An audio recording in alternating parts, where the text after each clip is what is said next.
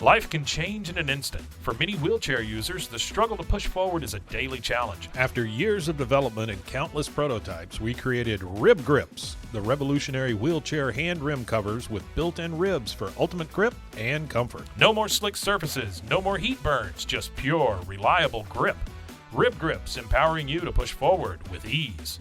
Rib Grips, get a grip on your freedom. Discover the difference. Visit ribgrips.com and use promo code GRIP today. You just found the perfect product that helps with staying cool during hot summer runs. No more gross warm water. Stay cool with this product from Gear Handle.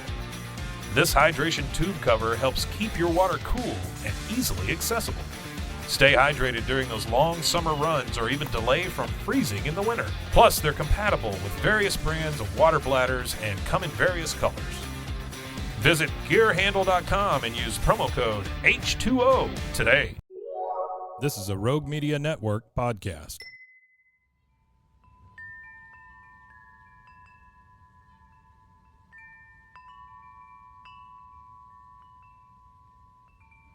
I'm Jordan.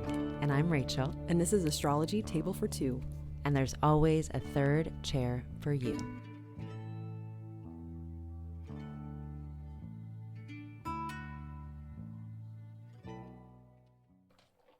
All right. This is Rachel. This is April. And this is Astrology Table for Two, where there's always another chair for you.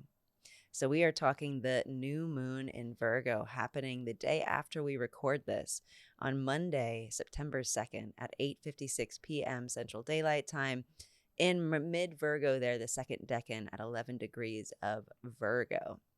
So how are we feeling about this one, April?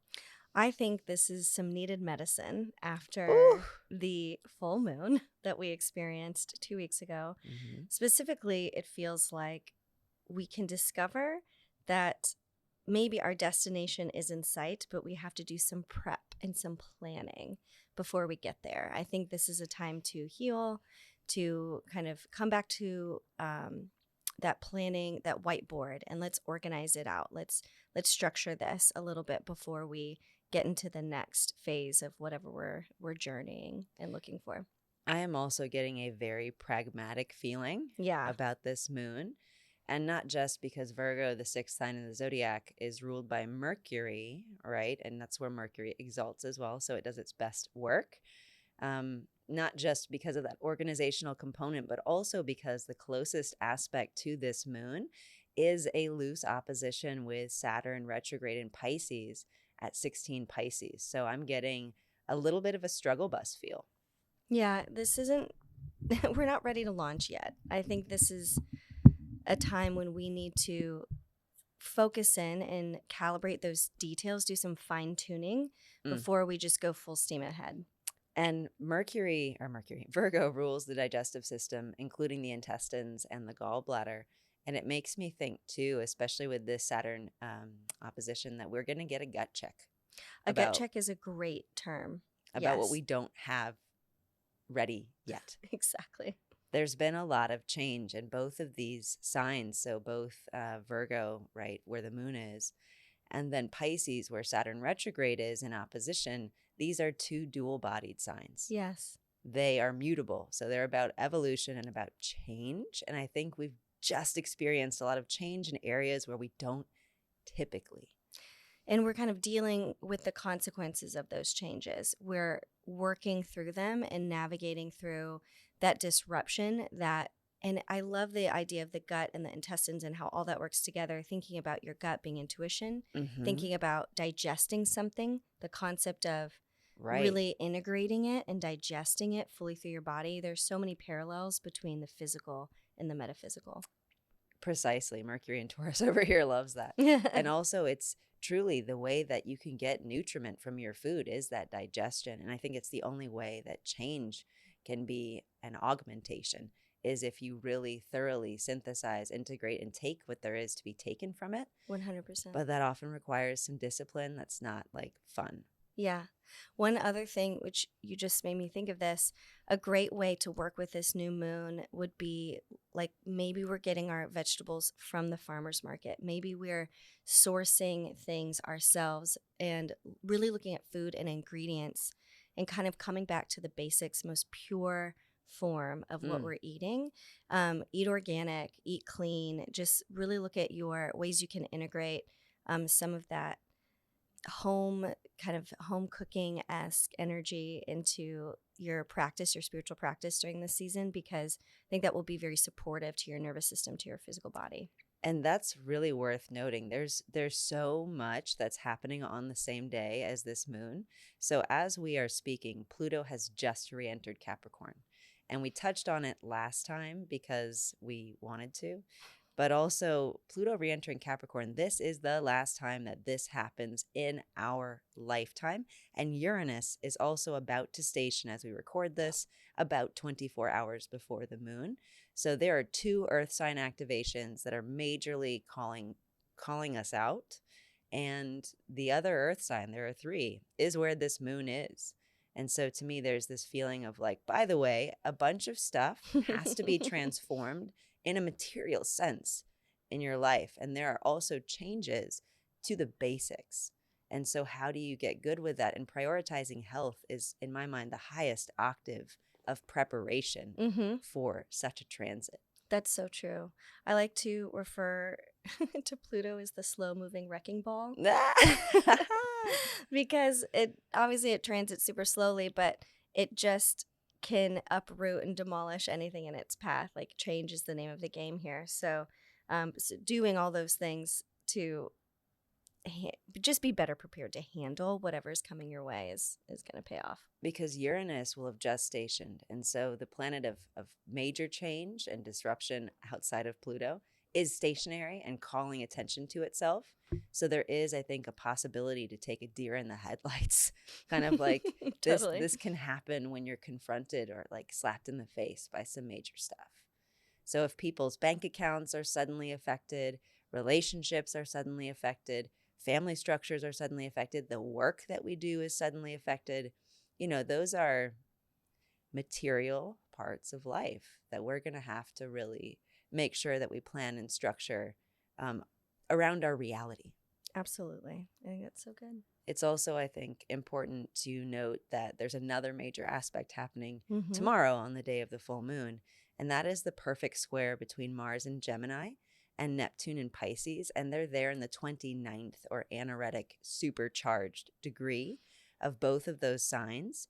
And so there is the possibility to get overwhelmed, confused, to get just like absolutely blown away by whatever new awareness that we're coming into. So health is paramount during times of major, mental, emotional disruption. 100%. One thing you have in your notes that I really wanted to ask you about is this, because I love Neptune and Pisces. That energy does feel like stranger than fiction manifestations. You called that out. Could you talk a little bit about that and what that could look like? So, Neptune is weird. Neptune and Mercury rhyme in a certain way. And obviously Mars is in Mercury's sign, but Neptune is about all potential awareness, our states of consciousness, our visionary or imaginary potentials. And so with Neptune in that last degree of Pisces, I think that we could have some dramatic shifts in this area. And it's like the first time one does ayahuasca or the first time one has sex. Like, you can think what that state of consciousness is like or will do to you or to your mind, right? Mars and Gemini. But there is a demolition, kind of like Plutonic, that has to happen when you are confronted by some either information or a new paradigm that you just had never even understood could exist. Yes, it's world altering. And it's this concept of once it happens, you can't go back. You can't unsee what's been seen. You can't unfeel what you've just felt. Ooh. And so that intense download, that shift, it's going to feel like a revolution, a moment of supreme enlightenment. It's that line of demarcation where you'll always point to there's a before and after. And I think, especially given that during the syzygy we'll be experiencing like the next September 11th, that's one of those sorts of days when like people at a large degree, and Gemini are the people, we had this blow to our understanding of what was possible. And it was like you said, world changing. Yeah, it changed everything. Everything is different. Everything. I always talk about traveling pre 9/11 and what that looked like, air travel. You and I still remember that. Oh yeah, we do. Yeah, we're old enough. I got a question from my 14-year-old stepdaughter. She was like, "Were you alive during 9/11?" And I was like, "Oh my God." Hilarious. It's she goes, "It's now canon." I'm like, it's canon. Oh, it was not canon for it's easy to accept things that have always been. Right. But things that are totally brand new and that change your idea about what the nature of your existence is or will be like.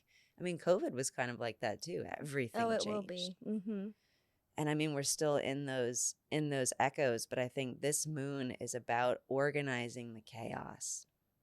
Exactly. To bring it back to this new moon, with all of this energy playing out, that is why we love Virgo. It helps us get organized. It helps us instill structure, focus on the details, just create some sense of balance and organization in the midst of it all.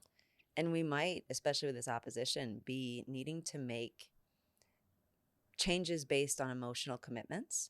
And Saturn being those emotional commitments, especially Saturn retrograde, a lot of this is about forgiveness or righting past wrongs. With the last degree of Gemini and Pisces being active, this whole mutable axis is lit up as well. And it's like, how do I responsibly deal with my own adaptation to those changes? Because if we don't deal with a mental issue, it metastasizes. And I think Virgo is also about that metastasis and how we can keep ourselves in check through responsible stewardship of our thoughts. That's so good. And that's not that's work. That's very Saturn work, you know? It is. It's like, okay, well, this horrible thing happened, or it could be an amazing thing that happened. But say you win the lottery, you now have to change your idea about who you are in the world, what you're responsible for, how to invest properly in ways that you never, this was a whim. Well, that's such a good example because they say that people who win the lottery typically end up going bankrupt, because when you have this huge change, this shift, this upgrade, and you're not ready to receive it, you're not organized, you're not prepped, you haven't done that Virgo work, that Saturn energy of discipline and structure and boundaries, then you can what comes in will just slip through your fingers like water through a sieve. Yes. So I get a very spiritual restructuring feel to this. And also it helps in my mind that the ruler of this moon is the recently direct Mercury in Leo, but that is still 12 places from Virgo. So we're in very 12th house mental place, which is oh my gosh, self-undoing is the oldest name of that house. And self-undoing can be self-compassion and actualization, or it can be self-destruction and, self-harming behaviors. And I think both of these are going to be on the spectrum of things, the mutable spectrum of stuff on offer. But this newly direct Mercury will give us stuff we can actually move forward with, like those centered realizations, maybe some illumination around previously dark topics or hidden information coming to light, maybe new insight around an old issue, because Mercury's been here before. But it is going to be direct and slow moving. So this might be a process of okay, now that the chessboard has been rearranged, how do I re-strategize? I love that. Think about strategy. And I completely agree with what you were just saying, and it resonates with me on a personal level and lots of different levels. But this idea of, okay, I've been through this upheaval, I've been challenged, I've dealt with this change. Now what am I going to do about it? And how can I move forward? And it's not a fast, fiery energy. It's a slow moving, methodical process that will take strategy. So definitely don't get in a hurry. And I think Mars in Gemini, that is part of that strategic, planning. And I want to talk more about it. But first, I think that we should break for a quick word from some sponsors.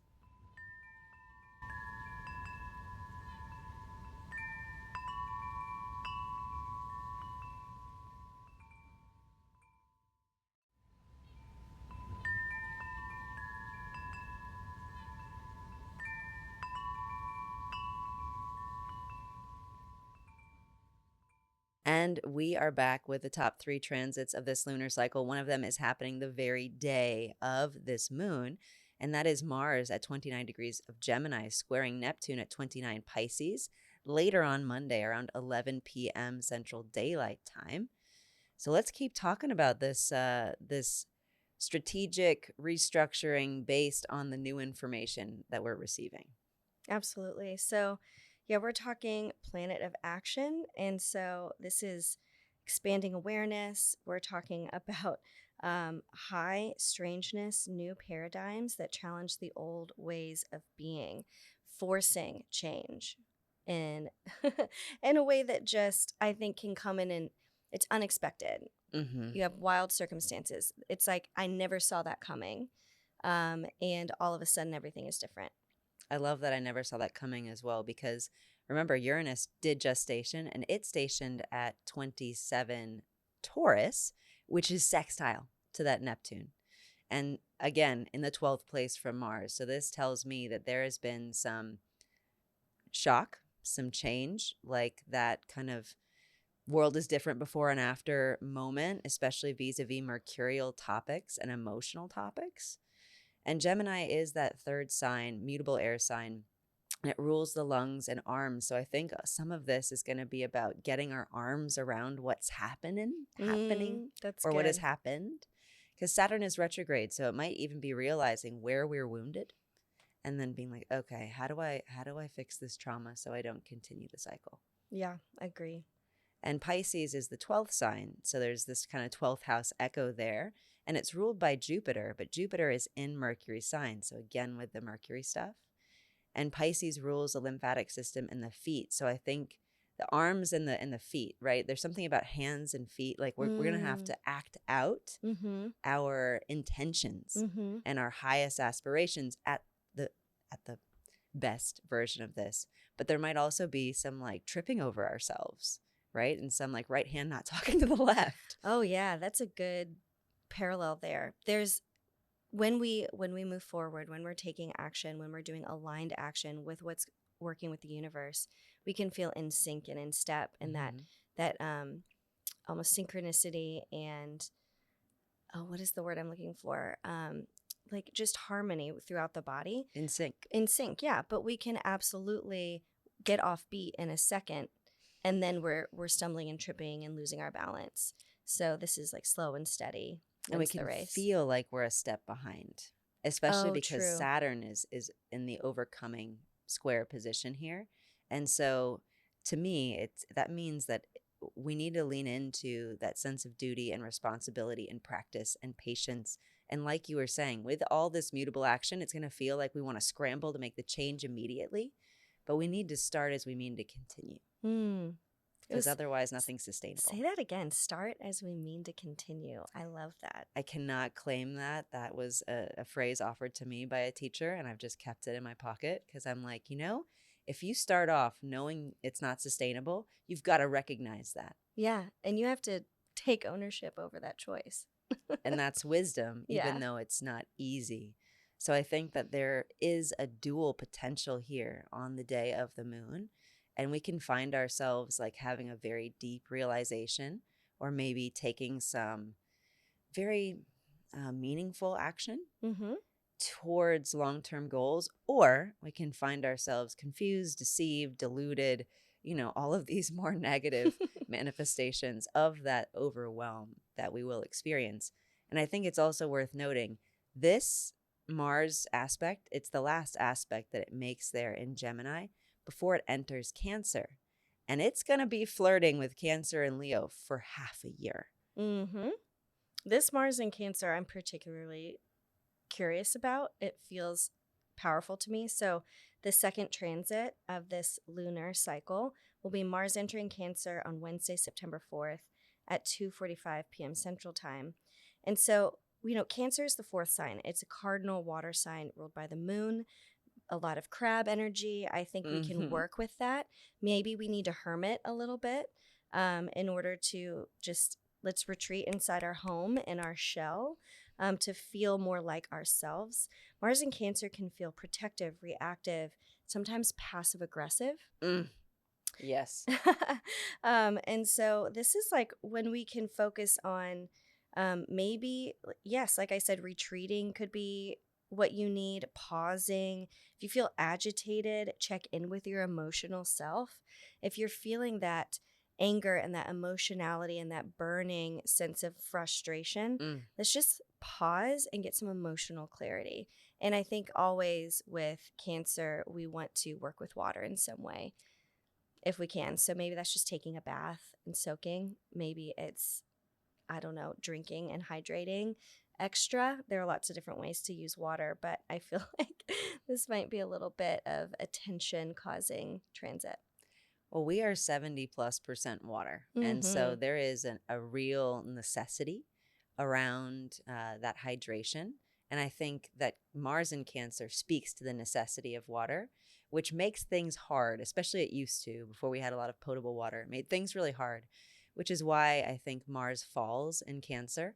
There's also that emotionally charged quality to it, which can be the opposite of Mars in Capricorn. Less cold, less calculating, more personal, more frazzled, more protective, and more reactive, to your earlier point. Yes. But I think that with this new moon in Virgo, there is like a kinship between that Mars in Cancer and that moon in Virgo. And I mean, there's a sextile aspect between the two. But also, it speaks to the personal changes we're going to have to make, and personal changes, Mars falling in Cancer. We don't like to make changes or edits to ourselves, especially out of necessity. But that's kind of what this is calling for. And Mars will, for the beginning of this transit, be in a place that it won't return to. But once it hits 17 degrees of Cancer, it's in its retrograde shadow. And so there is, I think, some time for us to make changes and make progress personally that will be permanent.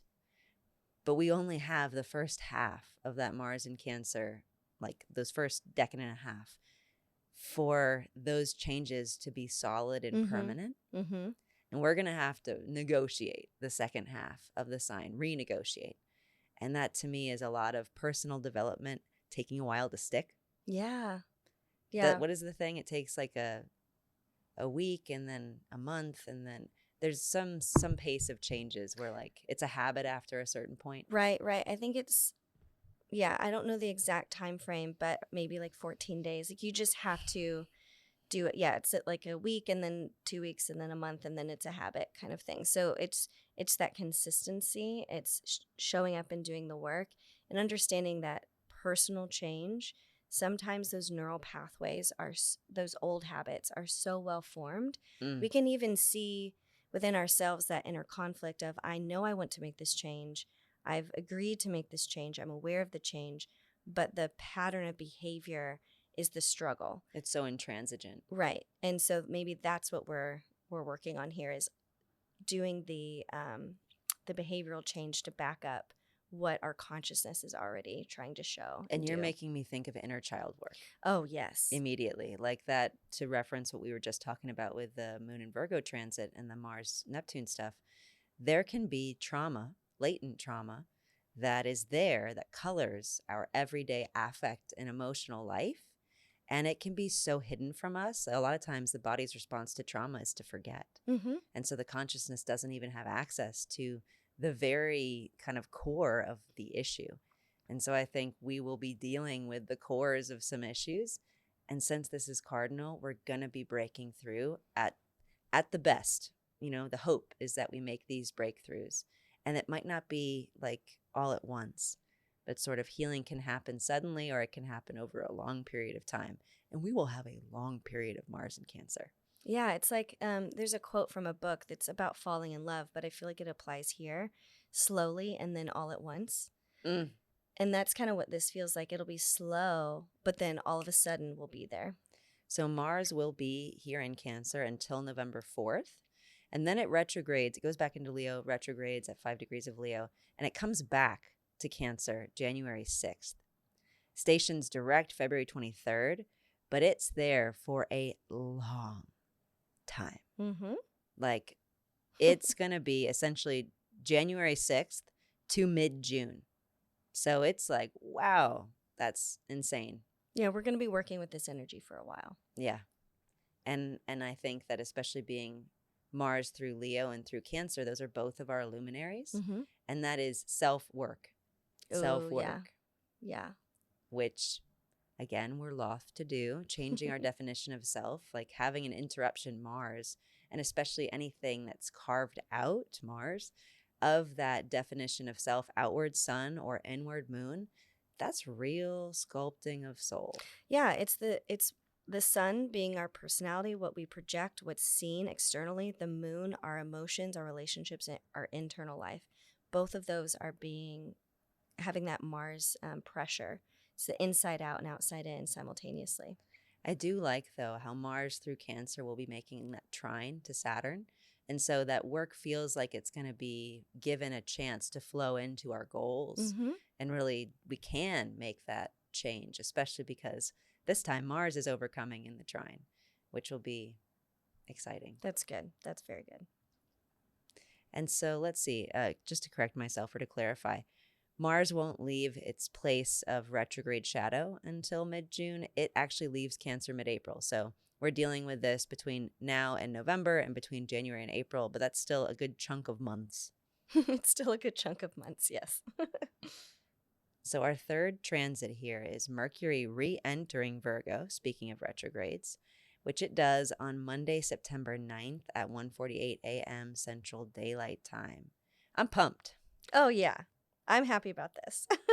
And a lot of that is because we're increasing the dignity in the sky. You know, we've got Venus in Libra, her home sign. Mercury will be in Virgo, its home sign and the sign of its exaltation. And so I think we're going to have a good head on our shoulders to really get this Virgo moon work of organization done. 100%. This to me is like the chaos and the overwhelm of, the beginning of a school year. And it's like new classes and new professors and new this and overwhelmed by the assignments. And then it's like all of a sudden things start slotting into place and we start getting the hang of it and start getting into the routine and it's starting to flow and function. You're like, okay, I've got this. And we go from overwhelm and that freak out to structured movement. And so, yeah, I think this timing perfectly with kind of what people are experiencing in the real world. And this is going to help us. I think that it's important to say, even though Mercury will be in its retrograde shadow until it passes that 4-degree of Virgo mark on the 11th, that's just 2 days. After those 2 days, we have got high quality Mercury just right there. Mm-hmm. We can use it. We can, just get wise to our new reality. Yeah. Communication will be flowing. We'll be able to think our own thoughts. We'll have clear-headedness. It's that I think with Mercury, so much of it is what I'm thinking and what is being processed in my brain is coming out, and it's how I'm communicating. So we have that head to mouth connection that's working really well. I like that head to mouth because I also think we're going to get some of those gut reactions that we can then verbalize. Mm-hmm. We've got all those neurons in the gut where Virgo is. And I mean, it's going to be very helpful, especially in actually getting organized or getting the plan together for what we know we have to implement on kind of this intuitive level. And I think that it's super helpful. That's all that I think. Mercury in Virgo is a helper, right? Mm-hmm. That's what it does. Totally. Yeah. It's the messenger that delivers the information accurately and on time. And so I think we really need to, or what we could do, not need to. No necessity here. That's Saturn. What could really help and assist us is to carefully, clearly address all of our thoughts as non-random during this time, because Mercury in Virgo is not thinking randomness. And when we find them, when we pull on those threads, could that actually be our kind of gut brain giving us a little ping like, hey, you need to call this person. Hey, remember that thing that you love and you wanted to be interested in? Like, pursue that. We kind of get these little signals. I absolutely love that. Pay attention to those internal pings and catalog them. Write them down. Have a little journal with you and a pen at all times. Or open a notes thread on your phone and just start taking notes as you think of them. Don't hold them back and don't dismiss them. Categorize them and catalog them. which is very Virgo. I love that. And I just love this idea of taking the time to let the pings come in, organize them and structure them, and then go back and figure out what we need to do about it. Because we're going to have to do something about all of these things. Like to that earth sign kind of point, like there will be a lot to accomplish, a lot to integrate, a lot to make sense of, get the mind around, but then get the soul behind, get the self kind of up to speed on. And I think that there's nothing promised here. Like this moon, this moon itself is an offer and an ask. I don't think it's going to be full of ease, but we're going to have all the tools we need to deal with it. And that's the important part. I was just going to say the most important thing is believing you have the tools you need in order to do whatever you're setting out to accomplish. And even if you don't have the roadmap or a structured, like someone's not handing you an instruction manual, let's say, but you have all the pieces. It's on you to figure it out, and you can do it. It may not be simple. It may feel like putting together IKEA furniture, but you can do it, and you will feel that sense of accomplishment once it's done. I agree with you. And that accomplishment, I think, is what we're all looking for. Yeah. You know? Absolutely. The next full moon will be in Pisces, right? So we have that full moon on September 17th, and I think that will give us the Saturn perspective in the sky. It's not going to happen conjunct Saturn, but it will be close enough to kind of give us the opposite perspective. And I think we're going to have a lot more emotional, We're going to have more emotional peaks. And this time, I don't think we're peaking emotionally. It's more of a mental game. Like it's very Mercury for this syzygy. So if we can get our minds in the right place, then we can handle the big emotions. The feelings that come behind it. Yeah. Get your head right, then your heart right. Right. Exactly. Well, thank you guys so much for spending this new moon in Virgo with us. We look forward to the next moon in Pisces. My natal moon in Pisces is so excited. I love Pisces moons. We feel deeply in far-ranging emotions, but we're kind of like we're like little barometers of the potential of human emotion, that whole spectrum. It's like, let's feel it all. It's beautiful. Yeah, being around that. I'm excited to talk about this with you, and hopefully Jordan too. I know.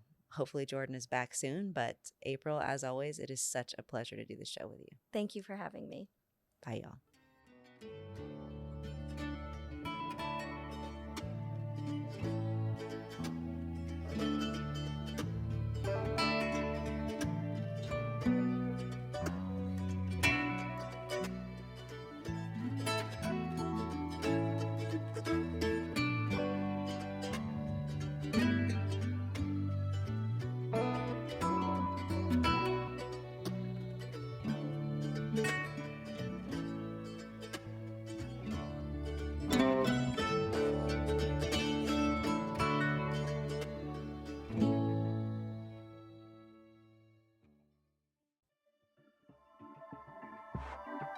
This has been a Rogue Media Network production.